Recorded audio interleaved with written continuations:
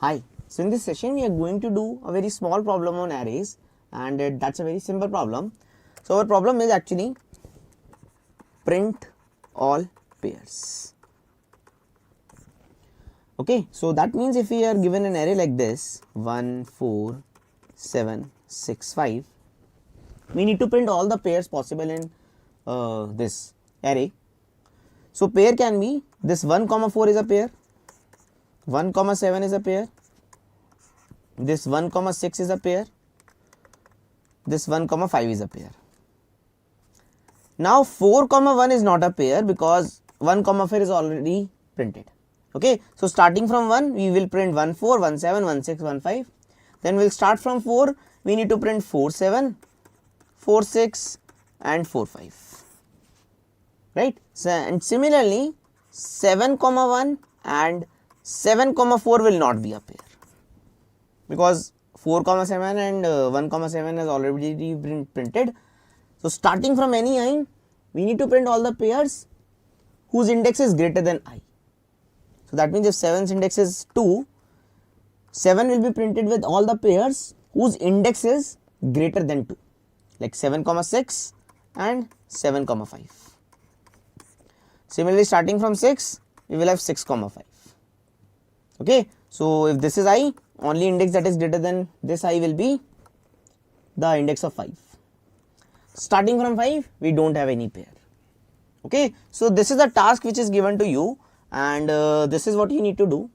So we have to print all the pairs possible of an array, and starting from any I, you need to print all the pairs whose index is greater than I. Okay, great. So our task will be that we are given an array like this.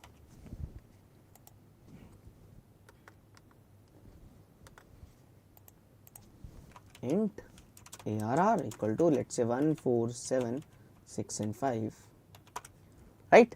And our task is to print all pairs possible of this array. So we will pass this array and implement this function. So public static return type will be void because we just need to print all the pairs. We are not expecting anything from the function, right? We are just telling that you are given an array, your task is to print all the possible pairs in this array. Okay, so return type will be void only, print all pairs. It takes an array like this and its task is to print all the possible pairs of any array. Okay, so how will we do that? I think if this is our array, first we have to pick up 1 and then we will traverse on all other elements using a j. So one variable will be I, starting from 1, this 0th index or this one element, we will print all the pairs possible. So first we will print 1, 4, 1, 7, 1, 6 and 1, 5. So if this is our I, we will keep our j from to 4, 1, 4 will be printed. Then our j will move here, 1, 7 will be printed.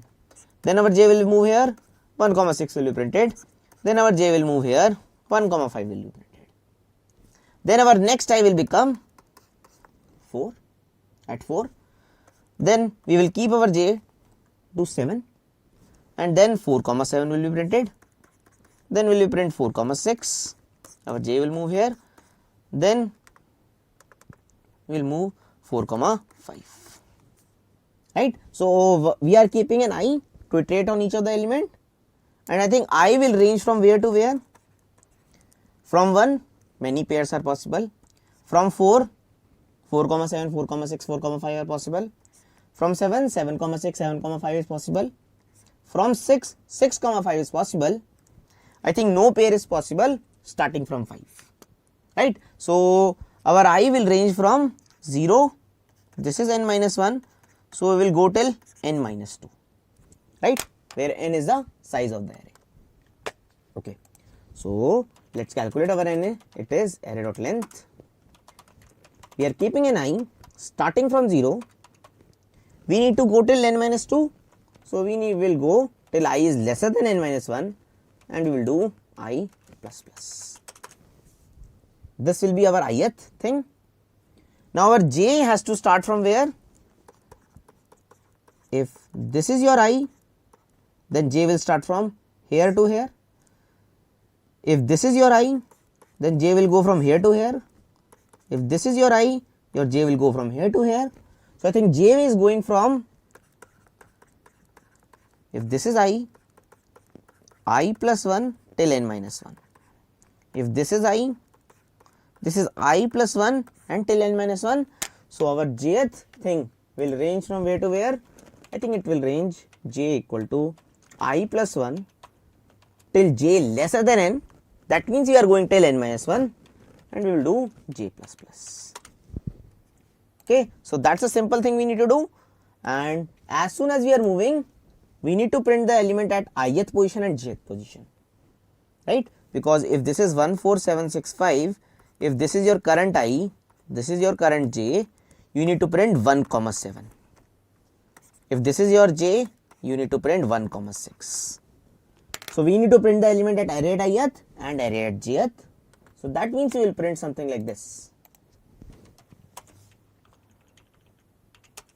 Let's say we are printing with this plus array at ith. With comma we have separated this,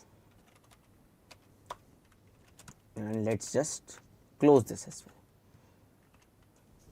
System dot out dot println array at ith, array at jth. As long as we are maintaining I from 0 to n minus 1 and j from I plus 1 to n, we will be able to print all the pairs. Let's try to run this and see if we are correct or not. So let's just run this, and yes, we are able to print all the pairs: 1 comma 4, 1 comma 7, 1 comma 6, 1 comma 5, 4 comma 7, 4 comma 6, 4 comma 5, 7 comma 6, 7 comma 5 and 6 comma 5. So we are able to print all the pairs and no pair is repeating as well. So this is how we will use double loops or nested loops in case of arrays. Okay, so the idea was to give that we can use multiple loops as well in case of arrays, and this is how we are going to use. So there will be lot of applications in which you may have to use nested loops. So don't worry, that's a simple thing. As we had studied earlier, we can use nested loops in case of arrays as well, and we know how they are iterating using this example. Okay, so be ready for the applications of nested loops, and it's your task to solve the questions now. Thank you for this session. Perfect.